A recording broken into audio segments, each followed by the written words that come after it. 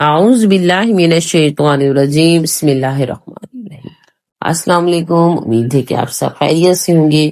اللہ تبارک تعالیٰ آپ سب کو ہمیشہ خوش رکھے، آباد رکھے۔ نکاح میں ایجاب و قبول اور کلمے پڑھانے کا کیا مطلب ہے؟ مجھ سے کسی نے پوچھا کہ نکاح میں جو ہم ایجاب و قبول کرتے ہیں اس کے بعد کلمے پڑھاتے ہیں تو کیا یہ کلمہ پڑھنا جائز ہے؟ نکاح کے لیے ایجاب و قبول شرط ہے، یعنی ایک طرف سے کہا جائے کہ میں نے نکاح کیا تو دوسری طرف سے بھی کہا جائے میں نے قبول کیا۔ ایجاب و قبول ایک کافی ہے، 3 بار کوئی ضروری نہیں۔ کلمے پڑھانا بھی کوئی شرط نہیں، مگر آج کل لوگ جہالت کی وجہ سے کفر کی باتیں بکتے پھرتے رہتے ہیں، بولتے رہتے ہیں۔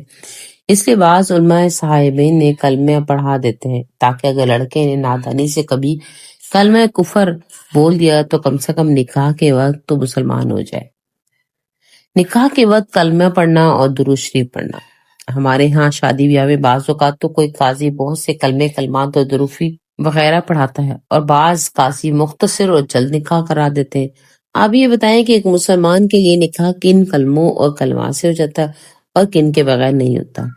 نکاح ایجاب و قبول سے ہو جاتا ہے، خطبہ اس کے لیے سنت ہے، 2 گواہوں کو ہونا اس کے لیے شرط ہے، قاضی صاحبین جو کلمہ پڑھاتے ہیں وہ کچھ ضروری نہیں۔ غالباً کلموں کا رواج اس لیے ہوا کہ لوگ جہالت کی وجہ سے بسا اوقات کلمات کو کفر بک دیتے ہیں اور ان کو یہ بھی معلوم نہیں ہوتا کہ کلمہ کفر زبان سے کر اسلام سے خارج ہو رہے ہیں۔ نکاح سے پہلے کلمہ پڑھا دی جاتے ہیں تاکہ خدا نخواستہ ایسی صورتحال پیش آئے تو کلمہ پڑھ کر مسلمان ہو جائے تب نکاح ہے۔ بہرحال نکاح سے پہلے کلمے پڑھانا کوئی ضروری نہیں اور کوئی بری بات بھی نہیں ہے۔ ایک آدمی مسجد کے قاضی صاحب میں سے جب نکاح پڑھاتا ہے تو وہ قبول ہے کہتا ہے، صرف 1 مرتبہ پوچھتے ہیں، جبکہ دوسری تمام مساجد میں 3 مرتبہ قبول کروایا جاتا ہے۔ بہت سی مسلمانوں کا خیال ہے کہ 1 مرتبہ کہنے سے نکاح نہیں ہوتا بلکہ 3 مرتبہ قبول ہے قبول ہے قبول ہے کہنا پڑتا ہے۔ 1 مرتبہ ایجاب و قبول سے بھی نکاح ہو جاتا ہے، 3 مرتبہ دہرانا محض پختگی کے خیال سے ہوتا ہے۔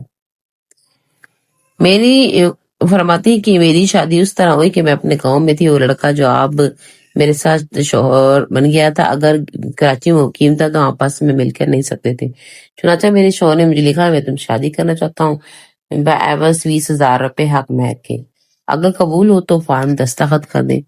اس فارم پر میرے شوہر کا دستخط 2 گواہوں کے دستخط ہیں۔ ادھر میں نے اسی فارم پر دستخط کیے، میری 2 دوستیں سہیلیاں 1 مرد کو گواہ کیا، ان سے بھی دستخط لیے۔ بعد میں میرے شوہر آئے اور ہم چپ چاپ کراچی آ گئے۔ اب جب ہماری اولاد بھی ہوگی میرے والدین کہتے ہیں کہ تمہارا نکاح غلط تھا۔ یہ بتائیں کہ جن حالات میں تھی اور جب ہم نے دور دور الگ مقامات پر رہ کر نکاح کیا، دل سے ہم نے قبول کیا تو یہ نکاح صحیح نہ تھا۔ بعد میں بہرحال ہم نے یہ بھی کر لیا کہ سول کورٹ گئے اور وہاں قاعدے کے مطابق سب کچھ کر لیا، مگر کیا اس سے پہلے ہم میاں بیوی حرام مرتب ہوں گے؟ اب اس کا جواب یہ ہے کہ آپ کا نکاح درست نہیں تھا، اس لیے کہ نکاح میں ایجاب و قبول ایک ہی مجلس میں ہونا چاہیے۔ مزید کے نکاح کے گواہ دولہا دلہن دونوں کے مشترکہ ہونے چاہیے، جبکہ یہاں نہ تو ایجاب و قبول زبانی ہوا نہ ہی ایک مجلس میں ہوا۔ گواہ مشترکہ نہیں تھے بلکہ شوہر کی گواہ کراچی میں تھے اور آپ کی گواہ گاؤں میں۔ سول کورٹ میں جب آپ نے یہ شاہد ضابطے کے مطابق شادی کر لی ہے تو آپ میاں بیوی ہیں، جبکہ اس قبل آپ دونوں حرام مرتب ہوں گے۔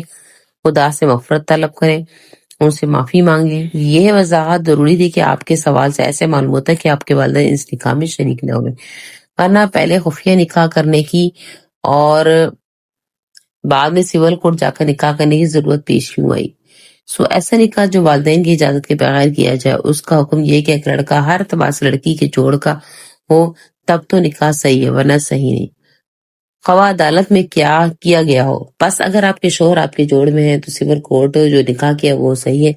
اگر آپ کا شوہر کم تر حیثیت سے مالک ہے تو سول کورٹ والا نکاح نہیں ہوا، والدین کی اجازت کے ساتھ دوبارہ نکاح کیا جائے گا۔ اب سوال ہے کہ کیا ٹیلی فون پہ نکاح ہو جاتا ہے؟ کہتے ہیں کہ کسی نے کہا کہ ٹیلی فون پہ نکاح ہوتا ہے یا نہیں؟ میرا بھائی امریکہ میں، اس کی جہاں شادی بات چل رہی ہے تو لڑکی والوں نے اچانک جلدی کرنا شروع کر دی، لڑکا اتنی جلدی آ نہیں سکتا، اس لیے فوری طور پر ٹیلی فون پر نکاح کرنا پڑا۔ ابھی رخصتی نہیں ہوئی تھی اور بہت سے لوگ کہتے ہیں کہ نکاح نہیں۔ تو نکاح کے لیے ضروری ہے کہ ایجاب و قبول مجلس سے عقد گواہوں کے سامنے ہو، ٹیلی فون پر یہ بات ممکن ہے، اس سے ٹیلی فون پر نکاح نہیں ہوتے، اور اگر ایسی ضرورت ہو تو ٹیلی فون پر یہ خط کے ذریعے لڑکا اپنے وکیل سے بنا دے، کسی کو وکیل بنا دے، اور وکیل لڑکی کی طرف سے جابول قبول کرے۔ کیونکہ آپ کی تحریر کردہ صورت میں نکاح نہیں ہوا، اس لیے اب رخصتی سے پہلے ایجاب و قبول گواہوں کی موجودگی میں دوبارہ کرا لیا جائے گا۔ اللہ تبارک و تعالیٰ ہم سب کو دین پر عمل کرنے کی توفیق عطا فرمائے، دین پر سمجھ بوجھ